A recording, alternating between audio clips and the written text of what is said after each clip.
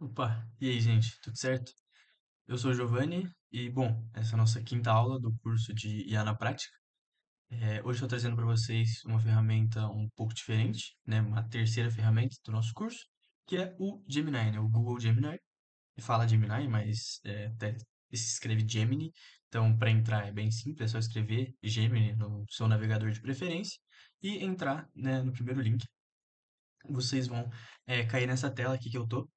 E percebam, né, para quem está prestando atenção, viu na aula do GPT ou já conhece a ferramenta também, mas veja que a interface dele é muito parecida, porque na prática ele e o GPT, todos eles desempenham funções muito parecidas, né? Tudo que a gente fez naquela aula do GPT vale aqui também. E, bom, vocês podem ver, né, que é bem parecido, né? Como eu disse, tem aqui no meio o lugar para você colocar os seus prompts, seus pedidos.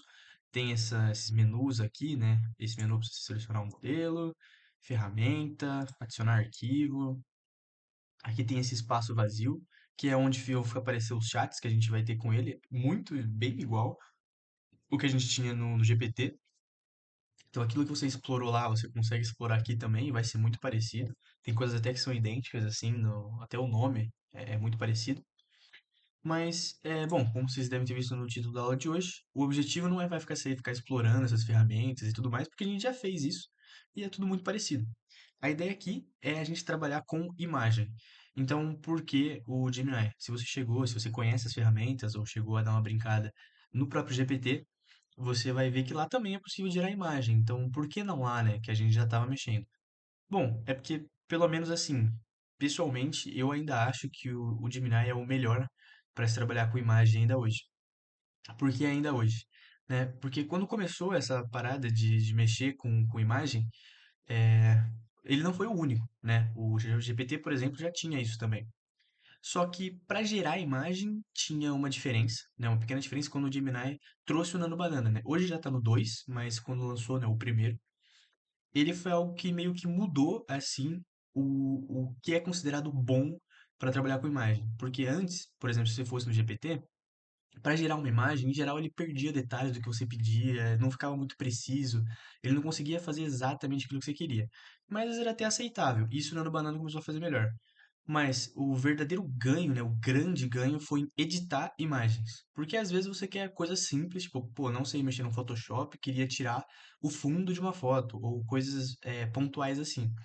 Quando você ia nesses modelos que mexiam com imagem, eles basicamente acabavam assim com a sua imagem. Tipo, ficava uma coisa completamente nova, porque eles não conseguiam manter o contexto entre a foto original e a que eles tinham editado. E o Nano Banana, né, o primeiro foi o que conseguiu começar a fazer isso muito bem. Ele conseguia manter todos os aspectos, basicamente, da imagem original intactos e mexer em pontos, só nos pontos que você tinha pedido.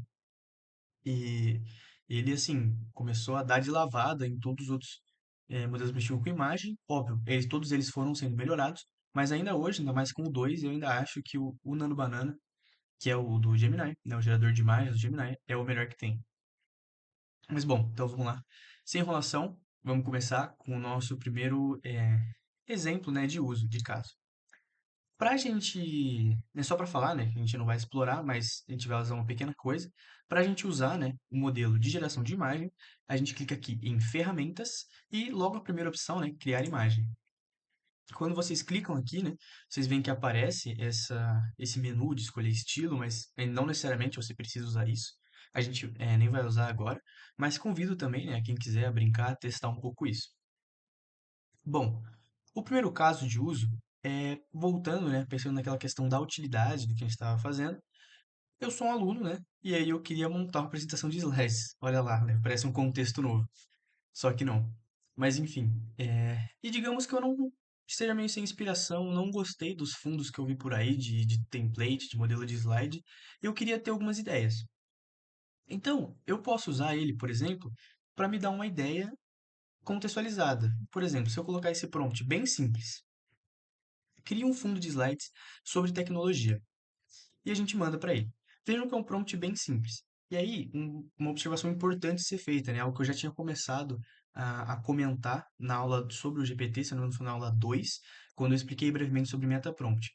Diferente quando você trabalha com texto, por exemplo, quando a gente perguntou para ele um aspecto, né, para ele explicar uma coisa da Revolução Francesa, que por mais que era um prompt simples, ele conseguia se virar muito bem, né? Ele dava uma resposta boa, uma resposta satisfatória. Quando você trabalha com imagem, trabalhar bem o seu prompt, então um prompt detalhado, começa a ser crucial para você atingir exatamente os seus objetivos. Porque uma imagem, ela carrega muita informação em pouco espaço. Então, você tem que se preocupar com várias e várias coisas. Óbvio, né? Se você não tiver ideia, aí tudo bem, porque ele vai te ajudar exatamente no processo criativo. Mas se você já tem uma ideia e você quer visualizar essa ideia, é muito importante que ele entenda todos os aspectos dela. E é um pouco trabalhoso, mas funciona muito bem você estruturar bem os seus prompts. Porque perceba, né, quando você começa a pensar numa imagem, tem muitos aspectos, né? Por exemplo, quão distante estão os personagens da imagem, qual que é o estilo dela? É uma foto, é algo realista ou é tipo um desenho? E se for um desenho, qual que é o estilo do desenho? Qual que é a paleta de cores? O que que os personagens da foto estão fazendo? Enfim, tem inúmeros aspectos. É muito provável que você vá passar um ou outro despercebido, mas tudo bem, você consegue ir ajeitando. Mas, bom, dito tudo isso, vamos voltar aqui pro nosso exemplo. Então, bom, vocês veem que ele conseguiu, né? Ele gerou aqui, criei um fundo de slide sobre tecnologia, ele me gerou o que ele entende sobre slide de tecnologia. Se era aquilo que eu estava pensando ou não, já não sei. Mas digamos que, por exemplo, eu queria montar uma apresentação de slides com isso. Perceba que usar isso daqui como fundo é um pouco difícil, porque apesar de ser um slide muito bonito, ele é muito carregado de informação, né? Eu tenho vários ícones, tenho essas conexões, essas redes, tenho esses ícones de fundo, tem até algumas pequenas coisas escritas aqui, né? Alguns números e tal. Então, perceba que é um pouco difícil trabalhar com isso para fazer uma apresentação inteira, né? Vai ficar um slide muito carregado e vai ser difícil de colocar texto, vai ter coisa que vai ficar se sobrepondo, talvez não fique muito legal.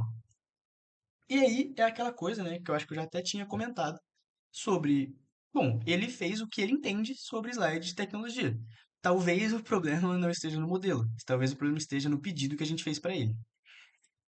Para mostrar exatamente esse ponto de importância, eu trago esse outro prompt para a gente tentar melhorar um pouco o que a gente estava fazendo. Então, crie um fundo de slides minimalista com slides de apresentação sobre tecnologia. Preciso de dois modelos distintos, um para a capa, que pode conter mais informações, e outro que será o padrão de fundo da apresentação em si. Use tons de azul e branco, design limpo, com formas e símbolos, apenas nas bordas, deixando o centro totalmente vazio e liso para a inserção de texto. Então percebam que aqui, apesar de eu não ter dado uma descrição enorme, eu já fui um pouco mais preciso no que eu quero. Por exemplo, eu falei quais são as cores, falei que eu quero um design limpo, falei para deixar o meio para eu conseguir colocar texto, falei que eu quero que ele diferencie, né, um modelo de capa para um modelo de fundo genérico para eu montar uns slides. E, bom, vamos ver o que que sai agora. Então, fazer uma pequena pausa e assim que ele terminar, eu volto. Opa, voltei aqui. Às vezes ele gera um pouco mais rápido, às vezes um pouco mais devagar. Aqui foi até um pouco mais rápido do que eu achei que seria. Mas bom, também depende da complexidade do pedido, né? Aqui vocês começam a ver que a coisa começa a tomar forma. Então, por exemplo, aqui eu tenho um slide de capa, como eu pedi, né? Eu queria dois templates diferentes. Tem um slide de capa que vai ter um título e ele tem mais imagem, né? Ele pode ter mais esses aspectos. E um que é bem mais limpo, que apesar de eu ter o quadro, né? Ter essas figuras em volta, eu consigo ter bastante espaço para inserir imagem, para inserir gráfico, para inserir texto e tenho essa liberdade. Então, é um exemplo bem curtinho assim, mas só para mostrar um pouco do que dá para fazer com ele e dessa importância de você conseguir descrever bem aquilo que você quer. Então, vamos para o segundo exemplo agora. Bom, então vamos lá. Segundo exemplo, que é para editar imagem. Digamos que eu queira fazer uma imagem que tenha um caráter mais profissional, né? Eu tenho uma foto minha que eu gosto, que eu queria usar ela, só que é uma foto que não está num contexto profissional, e eu queria tentar deixar ela. Então, esse é um pouco do que a gente vai tentar fazer aqui. Vamos ver o que que vai funcionar. Então, bom, aqui vocês podem ver que eu já comecei um novo chat, né? Para fazer isso exatamente igual a gente fazia com o GPT, aqui no menu da esquerda, né? Vocês vão ver que tem esse botão de nova conversa aqui em cima. É só clicar nele e ele vai abrir aquela tela do início da aula. Aí aqui eu já fui em ferramenta, já selecionei o criar imagem. E aqui, né, vocês vão estar vendo que tem duas imagens carregadas. Uma do Messi e uma de um terno. Digamos que eu seja o Messi, né? Tô fingindo aqui, tô usando um personagem, uma figura pública, porque são imagens que você consegue usar no Google. Para carregar elas é bem simples, só clicar em adicionar arquivos. E aí, por exemplo, se a sua imagem está salva no seu Google Drive ou no seu computador, você pode usar essas duas opções. Tem essas outras duas aqui também para você poder trazer arquivos. Mas, bom, enfim. Digamos que eu seja esse senhor simpático da esquerda e eu gosto dessa foto minha, por algum motivo. Eu queria colocar um terno nela, mudar o fundo para deixar ela como algo que eu consigo usar profissionalmente, por exemplo, num currículo. Quando você começa a ter esses pedidos, né, de mescla, de edição de imagem, é importante que você tome cuidado, né, e preste atenção nos detalhes. Por isso, vocês vão ver que o prompt que a gente vai usar agora, ele é um pouco maior, que é essa daqui.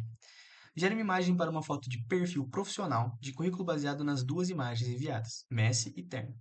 Mantenha rigorosamente o rosto, a expressão séria profissional e o cabelo de Lionel Messi da imagem Messi.jpg.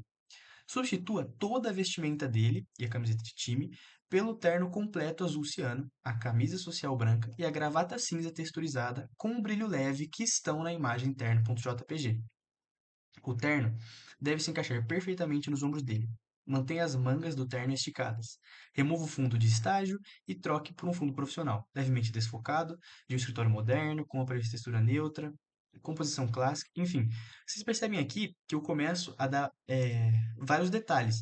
Então eu explico como que eu quero que seja o fundo da imagem, ele vai ter que tirar o fundo da imagem do Messi, vai ter que trocar a roupa que está lá, vai ter que trocar a postura, né? Porque ali é uma postura de dentro de campo. Mas, enfim, perceba que é algo bem mais complexo de ser feito do que aquele exemplo que a gente tinha, né? De simplesmente criar um fundo de slides, algo que eu pudesse me inspirar. Talvez eu nem fosse usar, mas eu queria olhar para ter uma ideia do que ia acontecer. E bom, aqui foi a Terrato que ele já tirou e tá aí. Olha que interessante. A imagem do sua, né? Vamos dizer assim, ou que você poderia fazer profissionalmente. E aqui você percebe, né, que é o terno da imagem, é o terno com o mesmo azul, a mesma camisa branca, a gravata, o rosto do Messi, e percebam o quão bom, né, isso fica, no sentido de que você tem um fundo profissional desfocado, você tem essa imagem, então é algo bem interessante. E dá pra brincar também, tem várias e várias imagens que você pode editar, de querer trocar, por exemplo, pô, eu queria estar numa foto com meus amigos que eu não tô, talvez você pode se colocar na foto, tem vários usos bem legais. Mas, bom, vamos pro último agora. Bom, o último uso que eu queria mostrar para vocês é exatamente daquilo que a gente tinha começado na aula 2, né, do exemplo de criatividade que a gente tinha. Então, eu já vou até colar o prompt aqui, e é basicamente, né, vocês lembram do Pixel, do passarinho, que é o nosso mascote, né, da turma de informática? Bom, a gente já tinha, né, como a gente viu no outra aula, uma descrição bem detalhada dele. E aí vem também, né, exatamente aquilo que a gente tinha comentado sobre metaprompting, mostrando o seu valor agora, né? Em vez de ter que escrever tudo isso na mão, eu consigo quase que fazer um brainstorming ali com o modelo, ter a ideia e depois quero visualizar essa ideia. Bom, chegou a hora de ver então. Eu já tinha uma descrição bem detalhada dele, né? Esse prompt vai estar disponível para vocês.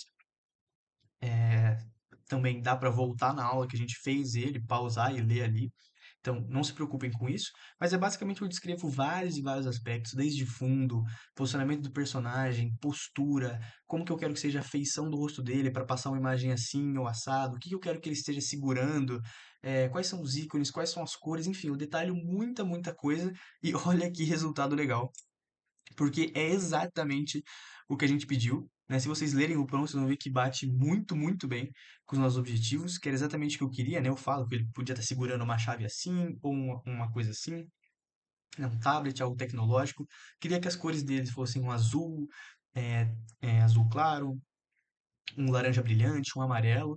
Ele era um passarinho que tinha que ter uma cabeça um pouco maior que o corpo para ser fofo, que tinha que ter um aspecto curioso, inteligente, mas também fofinho, acolhedor.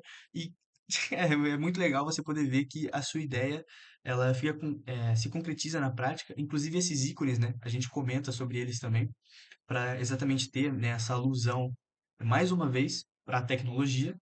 E, bom, mas é isso, é muito interessante, né? Você vê que quando você realmente descreve bem aquilo que você quer, você consegue resultados incríveis e gerar imagens extremamente precisas. Bom, mas por aula de hoje é isso. Espero que isso possa ser útil para vocês.